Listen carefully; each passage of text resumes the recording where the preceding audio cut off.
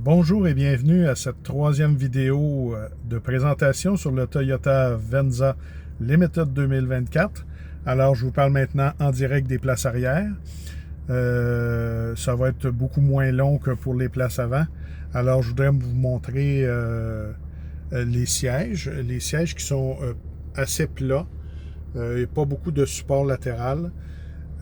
Probablement assez de place pour 3 personnes à l'arrière, un peu serré peut-être, mais il y a assez de place pour 3, mais c'est évidemment beaucoup moins confortable qu'à l'avant. Je peux vous montrer l'espace toutefois. Vous voyez, le siège du passager est complètement reculé, est à son plus loin, et il reste encore amplement d'espace pour les jambes. Et on peut aussi entrer les jambes sous les sièges, donc si vous voulez vous étirer les jambes un peu, il n'y en a pas de problème. Il y a de l'espace en masse. Au centre, il y a des buses de ventilation et 2 prises USB-C qui est pour servir à recharger les appareils de vos passagers. Dommage qu'il n'y ait pas que ça ne soit pas à 3 zones, puisque la ventilation est à 2 zones. Pas de 3e zone, mais au moins, il y a des buses de ventilation pour les passagers. Comme vous voyez, pas de siège chauffant à l'arrière. Ça, c'est dommage, puisque sur une version Limited bien équipée, on s'en attend. Mais il n'y a pas d'espace, pas de siège chauffant à l'arrière. Alors, on va baisser la banquette. Vous voyez, j'ai baissé la moitié de la banquette.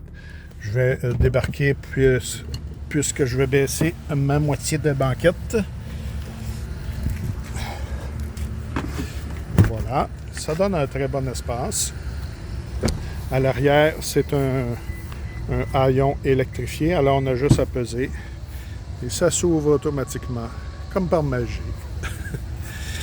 On a ici un très bon espace de rangement.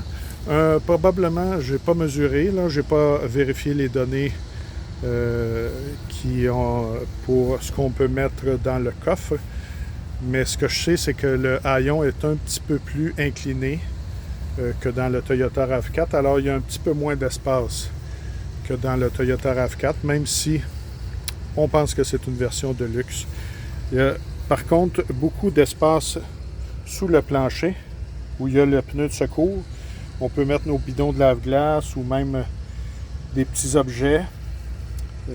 C'est amplement suffisant. Il y a aussi un petit support pour quelque chose en cas des fois qu'il y aurait un pneu crevé. On a tout le matériel pour un pneu crevé à l'ancienne avec un pneu de secours et un jack et compagnie. Et on voit aussi que dans l'espace de chargement, il y a un subwoofer, un haut-parleur de grave JBL, système de son JBL qui va très bien, qui offre une belle sonorité. La seule chose qui manque dans l'espace de chargement, c'est une prise 12 volts ou une prise domestique. Il n'y en a pas. Je ne sais pas si c'est disponible en option, mais dans cette version Limited, il n'y en a pas. On peut ici refermer le coffre de façon électrique. On peut ici aussi peser et ça va barrer les portes en même temps, ce qui est très pratique. Alors, on referme ça. Alors, c'était la partie arrière du Toyota Venza Limited 2024. Commentez, aimez et partagez. Et on se reparle prochainement pour parler du groupe Motopropulseur.